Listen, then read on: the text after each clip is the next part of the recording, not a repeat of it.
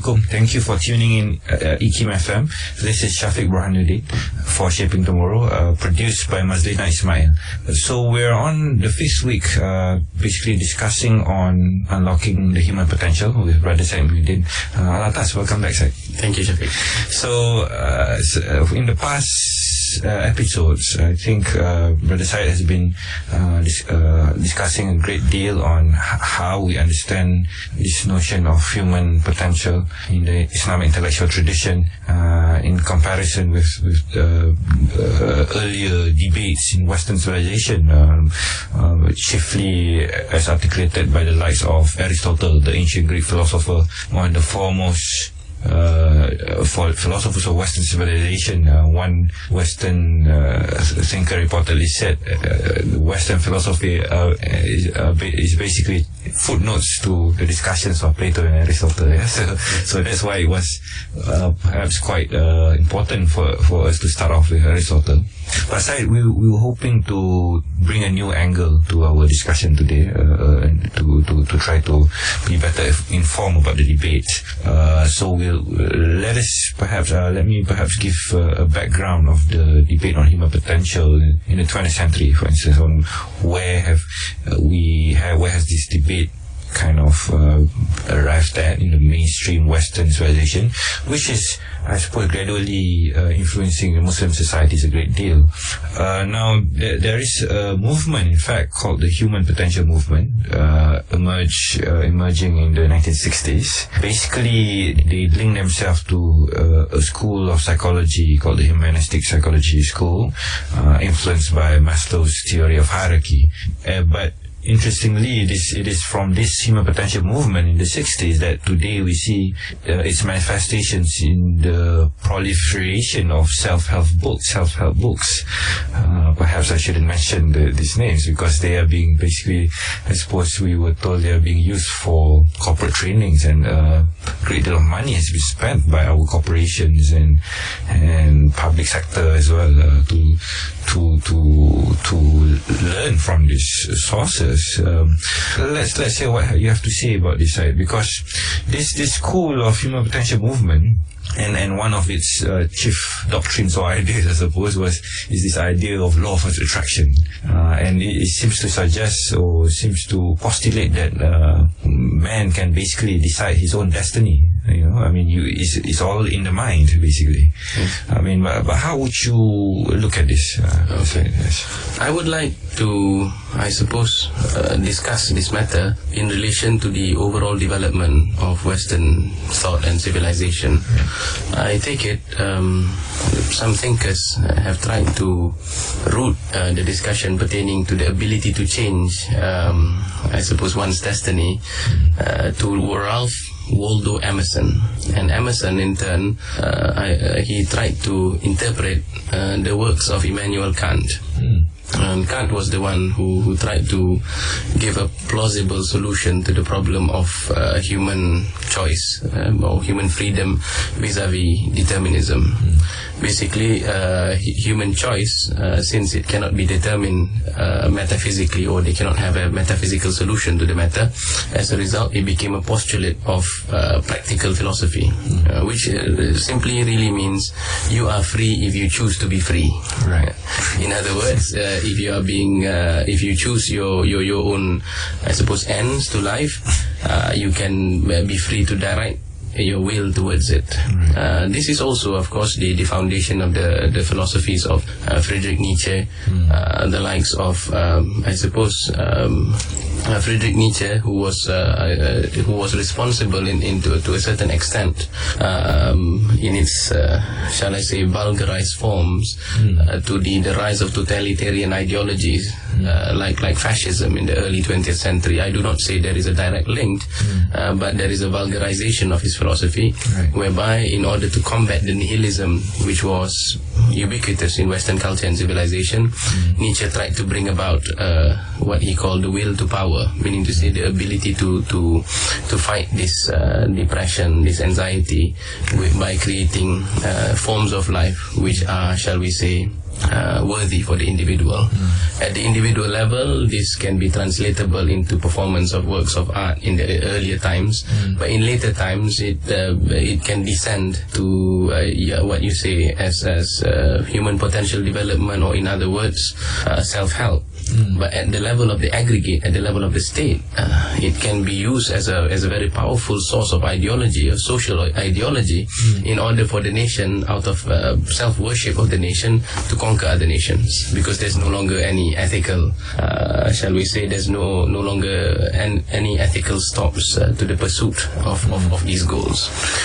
But I think even if we were to look at the history of Western intellectual history, I think there's far more enriching ideas and formulations on how we could unlock or realize this human potential, which is to some extent much more in agreement with what the Muslim scholars in our history have discussed. Wouldn't you say, like you said, there's a great deal of vulgarization and distortion from the original and great ideas from the Western thinkers themselves? Yeah, certainly. I would agree so, and this is why Professor Al-Attas, in very precise statement and a very concise statement in the Prolegomena to the Metaphysics, in the chapter on happiness, he said that the modern views on happiness, and happiness is closely related with the actualization of potentials, is, he said, not much different from the paganistic, because the modern views of happiness, he said, unlike the views of Aristotle, puts no, shall we say, no emphasis upon virtues as the precondition for happiness. In other words, happiness therefore becomes a matter of just pursuit of values. And this is where another debate which is current is the replacement of virtues with values. And this in turn, as we said just now, has its roots in the 19th century philosophical debates in the West. As we found out, for example, in the case of William James in the 20th century in the United States. He basically, after the failure of utilitarianism and a few other philosophies in the West to replace the vacuum that has been left by the disappearance of Christianity for a social ideal in the West. So, as we were saying, in the 19th century philosophic movement and William James, yes? So, William James, after the failures of a few attempts of Western philosophers in the 19th century to replace the vacuum left by religion, they tried to think of a means through which you can have an ethics that would govern human behavior.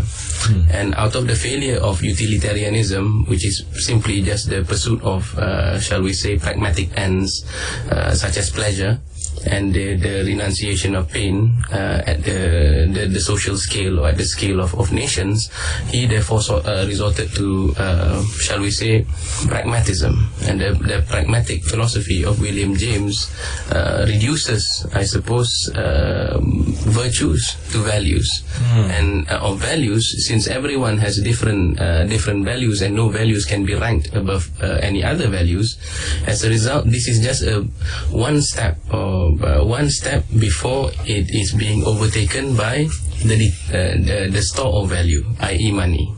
In other words, from virtue to value, the step that vulgarizes this is the idea that money becomes the ultimate determiner of values. And in other words, you have a situation whereby capitalism runs wild, or the market forces runs wild. So any values that is shall we say worthy in the nation state will be determined by market forces, the demand and supply. So now from this, we get also in tandem is the rise of the technological and the technocratic and the bureaucratic society. And the rise of technocratic and bureaucratic society, whilst claiming to support human freedom, removes spiritual freedom from man. That is because of the rise of technical specialties, and even in the intellectual spheres, you have now people limited to the shall we say the works and the labors which they offer. So as a result, there is this existential angst, meaning to say the inability to answer the pertinent and the persistent questions of the human soul. So now you see what has happened is that in order to placate, or in order to give some sort of calmness to the individual souls, you have the rise of the schools of self-help. You have the rise of the school of these shall we say gurus, yes, self-professed teachers, not much different, I suppose, in character and passion from the sophists of the 4th century BC, that offer their services, that you can somehow increase your productivity, or you can increase somehow your ability to withstand the pressures of work, so that you can increase your yield. That will in turn increase your happiness.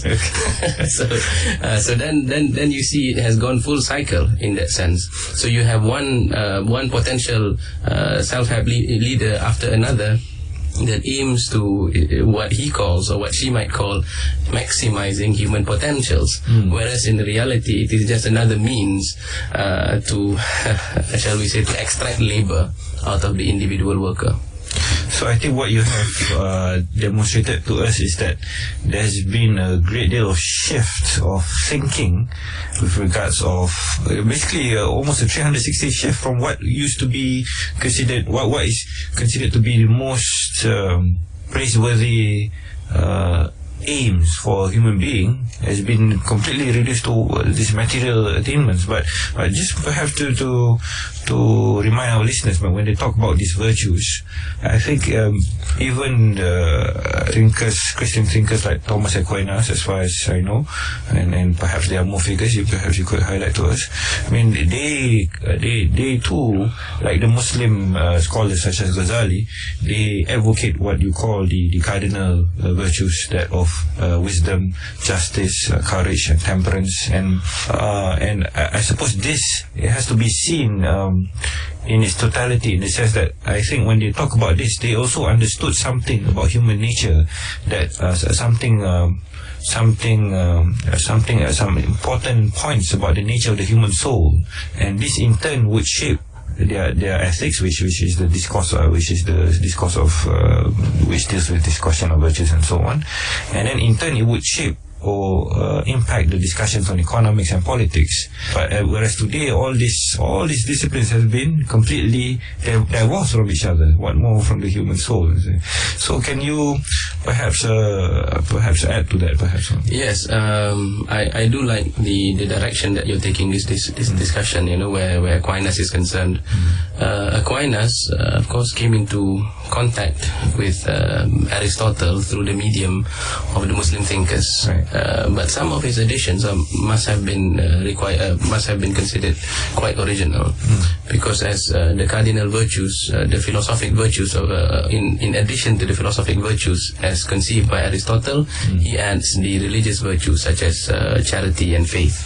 Right. And the 4 cardinal virtues already in the scheme of thought of Aquinas is already been absorbed within the metaphysics of Thomistic Christianity. Right. In other words, these virtues, I suppose, are celebrated, shall we say, in these 3 thinkers: Aristotle, Imam Al-Ghazali, and Aquinas. And that is because they all at least agree at some level that human happiness, or the actualization of human potential, depends on excellences of aspects of the soul. Yes. And we say this because they at least agree that man is not just a being who is intellective and ratiocinative in nature. Aquinas and Imam Al-Ghazali agree that man, in addition to being ratiocinative and intellective, is also spiritual. They may disagree on the theological matters, but at least they do agree, all three of them, that there is the desirous aspect of man. And if this desirous aspect is not kept in its proper place, it leads to the destruction of individuals and gradually to society. In modern times, you have somebody like Sigmund Freud, who wrote Civilization and its Discontents. Right. In there, he explores further these contents, yes, meaning to say aspects such as aggression, aspects such as, shall we say, desires, yes, sexual desires.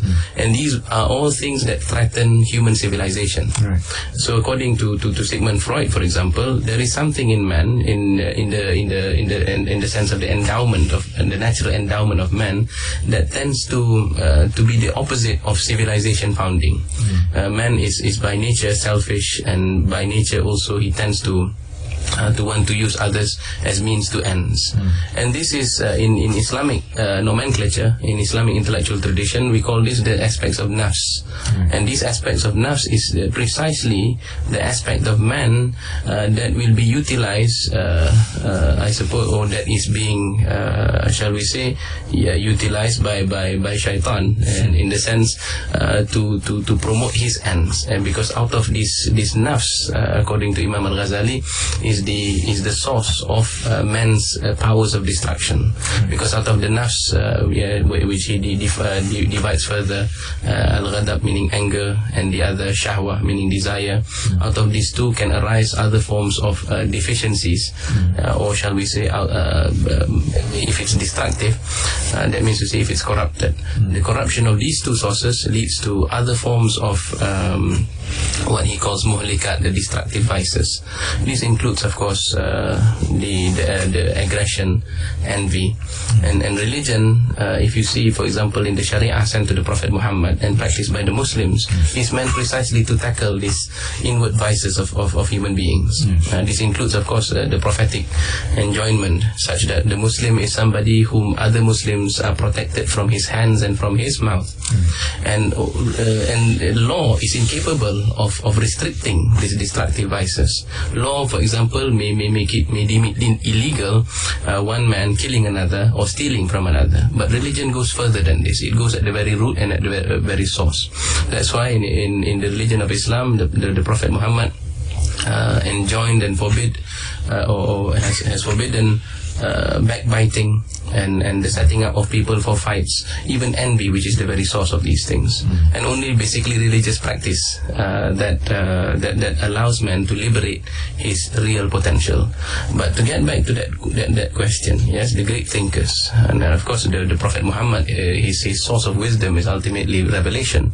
But nevertheless, they also, at the very least, that the fulfillment of human potential doesn't rely solely on productivity and economic vitality, nor does it lie, as you say just now, based on Maslow's hierarchy of desires and needs and wants, nor does it rely on that hierarchy, but rather it depends on an understanding fully of the nature of man and the psychology of human soul. Okay, so I wish to bring this a little bit further, I mean, in terms of how the great Muslim thinkers, and I suppose some great middle-aged Christian and Jewish thinkers are discussing this question of human potential. Based on my limited reading and limited understanding, of course, for example, in the works of Ibn Bajjah, Mishkawi, Ghazali, and Razi after Ghazali, just prior to their discussions on virtues and vices, they always devote a chapter on the human soul and the nature of the intellect. And one of the key features of the discussion that they focus on is on the distinction between the theoretical intellect and the practical intellect, and the fact that because, like you said earlier, virtues is the excellences of the aspect of the soul, and this intellect, the intellect is the spiritual substance of the soul. Therefore, of course, this discussion is greatly neglected today. But how should we understand the perfection in the intellect in relation to this cultivation of virtues? Yes. In reality, the perfection and the cultivation of the intellect is a topic that has been, as you said just now, discussed by the great minds. In addition to the list that you have provided, one may include Abu Nasr al-Farabi. Al-Farabi, in his opinions of the people of the perfect state, Ara Ahlul Madinatul Fadilah, and there is another work that he wrote on the Risalah fil Aqal, on the intellect. They have all talked about how to expand the powers of the intellect, and in order to expand the powers of intellect, from this, I suppose, from this desire, or from this desire to fully actualize the power of intellect as intellect in habitu or intellect in actus. In other words, the intellect which is actualized, they have devised what is called a scheme, called the classification of knowledge. And this classification of knowledge usually includes not just the religious sciences, but also the rational sciences. And these rational sciences and religious sciences are arranged hierarchically. Some are considered auxiliary sciences or preparatory sciences. In other words, these are called ilmul alat. They are as instruments to the intellect, so that they can progress to the more advanced disciplines. Yes? And they are the madrasas, meaning the institutions through which this come into being. They arrange it in a graded manner, so that you begin with the, as we said, the propedeutic sciences just now, until you progress on to the more advanced sciences. Sometimes in the West, in the Latin, this is called the trivium and the quadrivium. It is designed to liberate the potentials of the intellect, so that they can take on higher works of metaphysics. They can study medicine, they can study law. And medicine, law is quite interrelated in the sense, because one is designed for the health of the body, and the other is designed for the health of the body politic. And ultimately, the highest science is that of the ilahiyat, or the metaphysics, the theoretical sciences.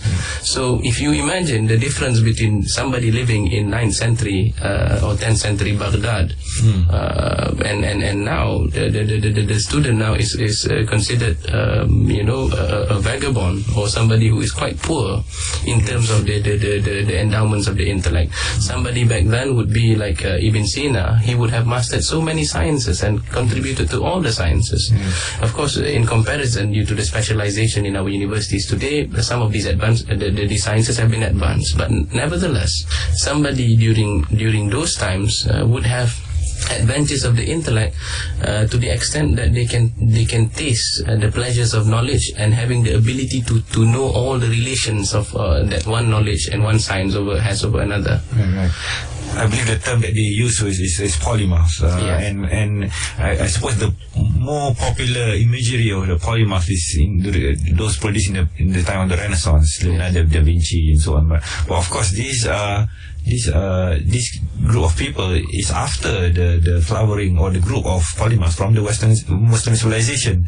So I suppose, I think, I'm sure in the minds of many of our listeners, I mean, when you talk about human potential, it's not a matter of purely a kind of fulfilling a spiritual experience, but it's basically, it's possible that if you look in the earlier tradition and framework, that it's possible for us to produce a generation, a group of people who master the sciences and able to use this in the service of religion and for the betterment of humanity. And this is greatly lost today, I think, in how we look at education.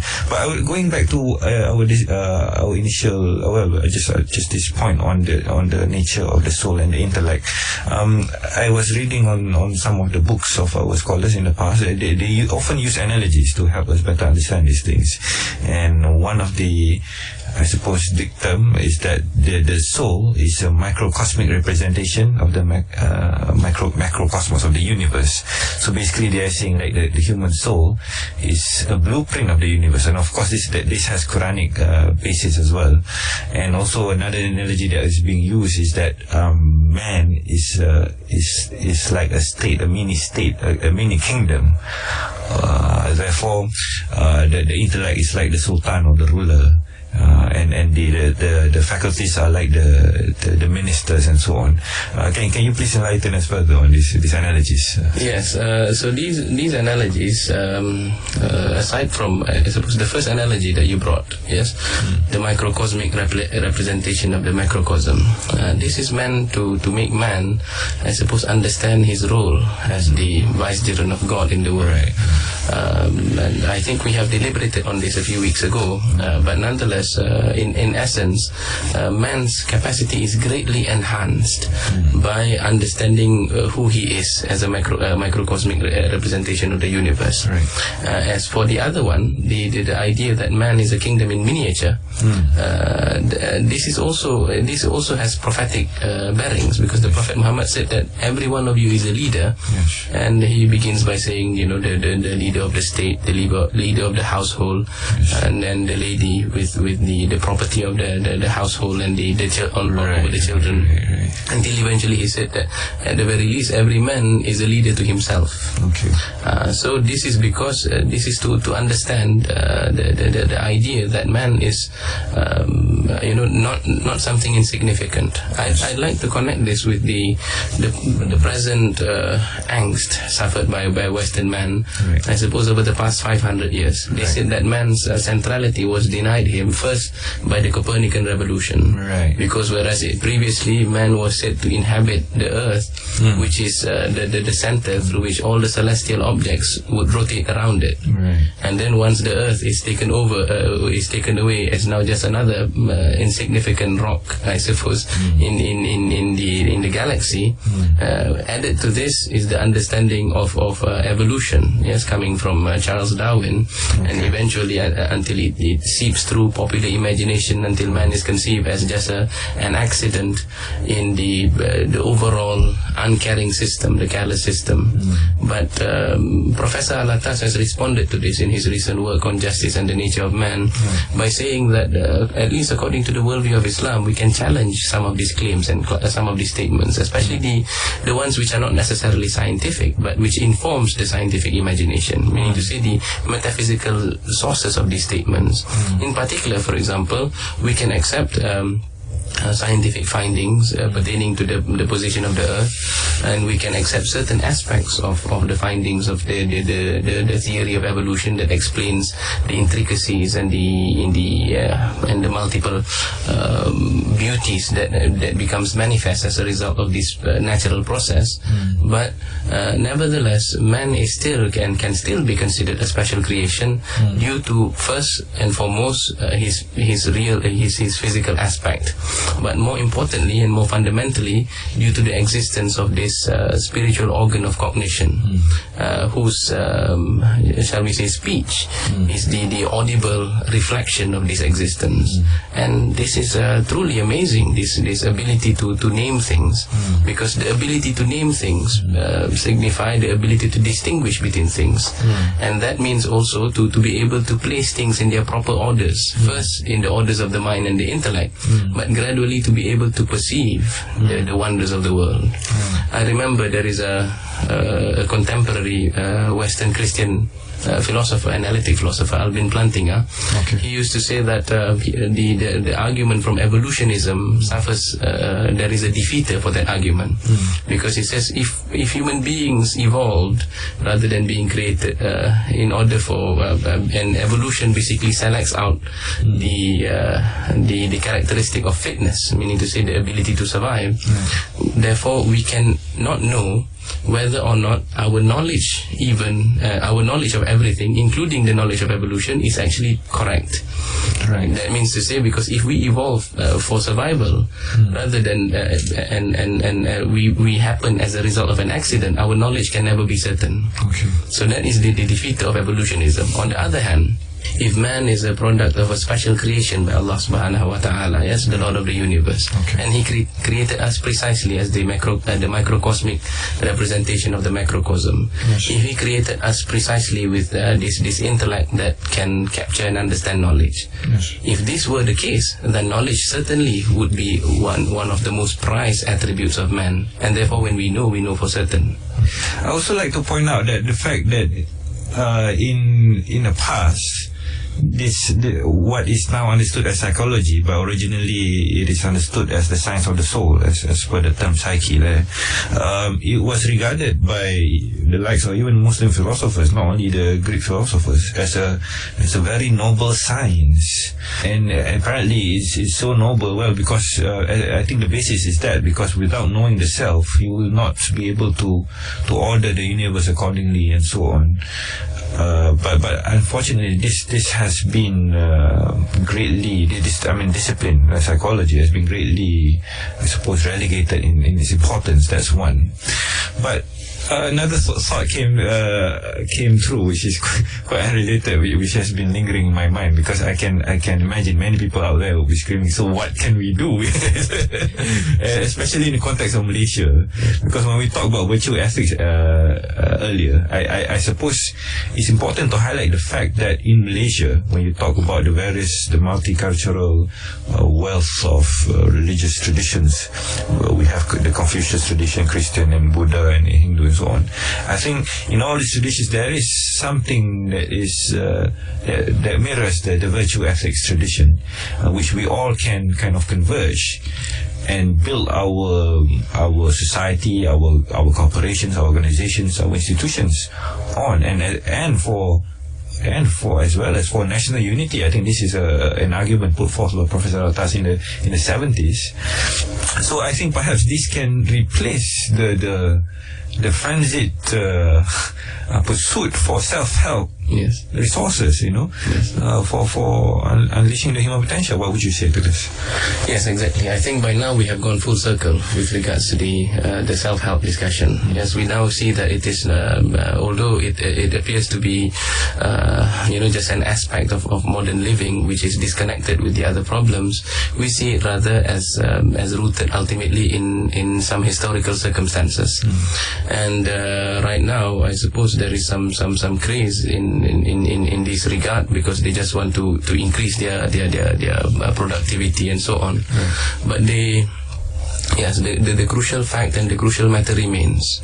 Right now, the real problem is with regards to concepts, happiness, prosperity, and even development, progress. All these essential concepts have somehow been restricted of their meanings.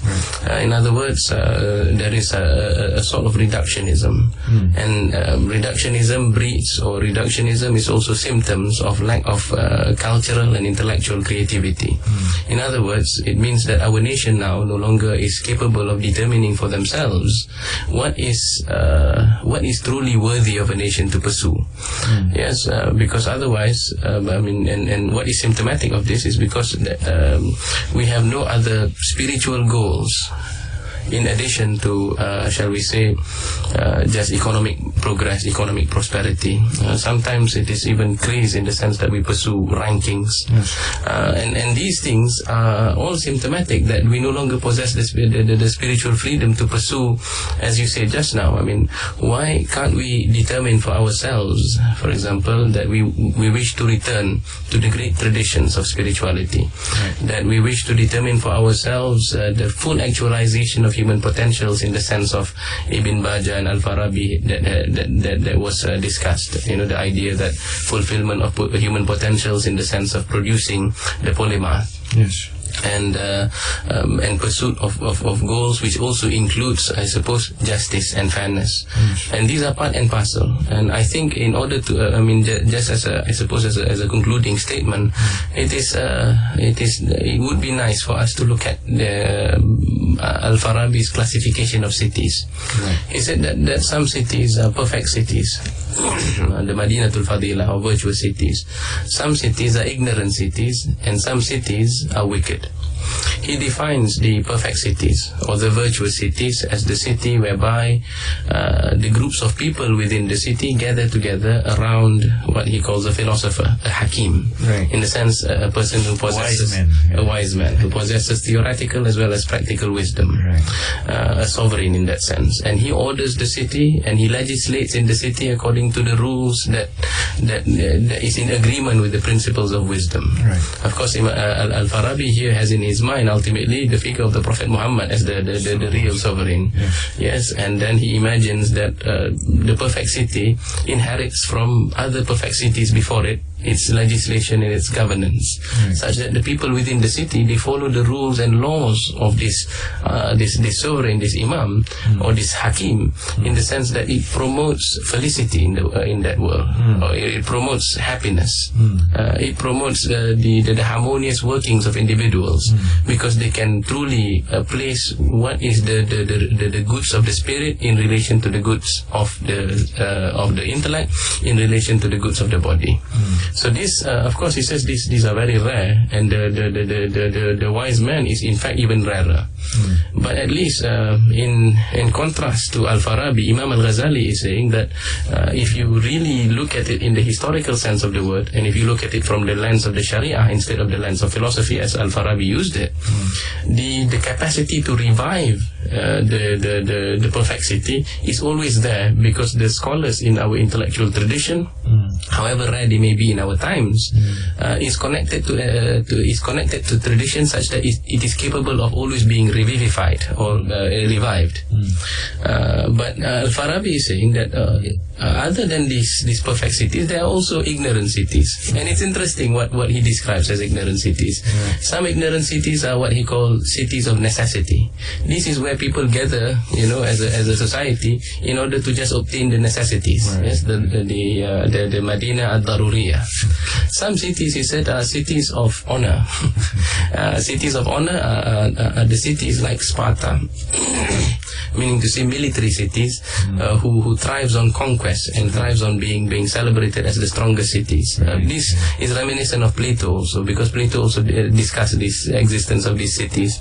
There is another city called Carthage, according to Plato, meaning to say a city where it's consisting of money makers, and the city of money makers doesn't have courageous men. Sounds like New York. It could be.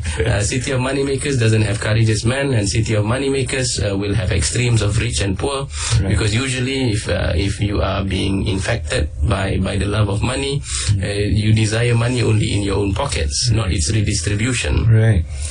And then he says there are also cities. It's interesting how the thinkers of the past all agree that democratic cities are also an instance of ignorant cities, because the democratic city is the city that celebrates freedom, and that's very interesting.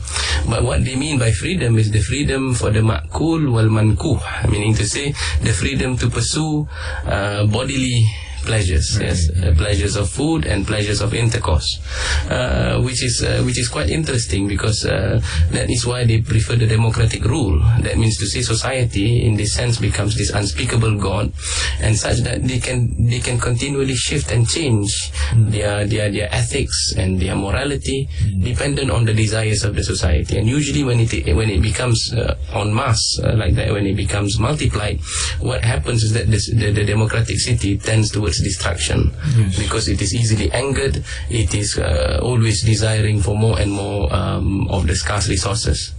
So if we live in any one of these cities, these are all cities, according to Al-Farabi at least, cities doomed to perdition or doomed to destruction, because they don't have ideals, and gradually society will disintegrate, because there is nothing that binds the people together, because they all pursue the pleasures of the body.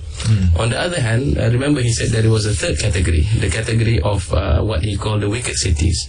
Wicked cities are cities which, in other words, if you use a human organism, the microcosm, as an example, is a sick city.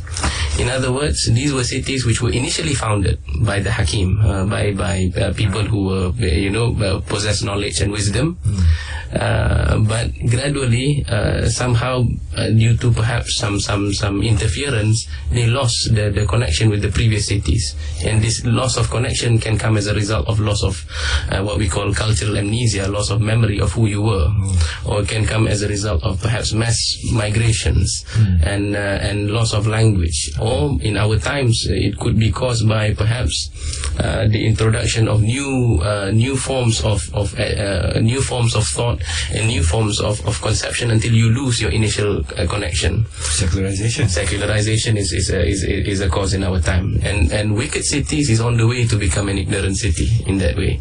And you have in the Quran basically examples of these cities, and some of these cities were just destroyed by natural forces or by Allah subhanahu wa ta'ala's direct intervention in nature. Yes, there were cities of people who were capitalistic in the Quran being described. There were cities like the cities of the Qawm Lut, meaning to say those who indulge in their sensual desires. There were other cities, yes, of various types of people. And the Quran uses these as examples. So I suppose it would be very interesting, because right now we're hinting towards while we are discussing this, we're not in a vacuum. We are living in a real city. And Kuala Lumpur is one such city. What kind of a city is this? Is this an ignorant city? Is it a wicked city? This is an important question, because it contributes to our to our well-being, our intellectual and spiritual well-being, and I think how we shape our city, even in the physical sense, it will determine the degree of we as individuals and as a collective to unlock our potentials. Yes. So I think personally, and perhaps we might continue this discussion in another episode. I have strong reasons to believe that ours was once a perfect city, or at least it was once connected to a perfect city, and that there's some wickedness that has grown, but we have the potential to revive. But to be able to settle this issue will require us an understanding of the history and a philosophy of our history. I suppose that is as much as I want to reveal at this stage. It's such what drama this is. but I think before we conclude, just to add one more point, I suppose contemplating on Farabi's model of cities, and I suppose what is of most practical thing to do to revive the state of our cities, not only Kuala Lumpur but the world over. I think one of the most practical things that we ought to do is to put men of great potential in their proper places, cultivation of virtues and so on. And I don't know whether we are doing this enough, but perhaps this is something we can discuss further. Inshallah. Thank you very much. You've been with us on Shaping Tomorrow, discussing on unlocking human potential with Brother Syed Muhiyuddin Al-Attas. Thank you once again, Syed. And thank you, Syafiq. Assalamualaikum warahmatullahi wabarakatuh. IKIM FM.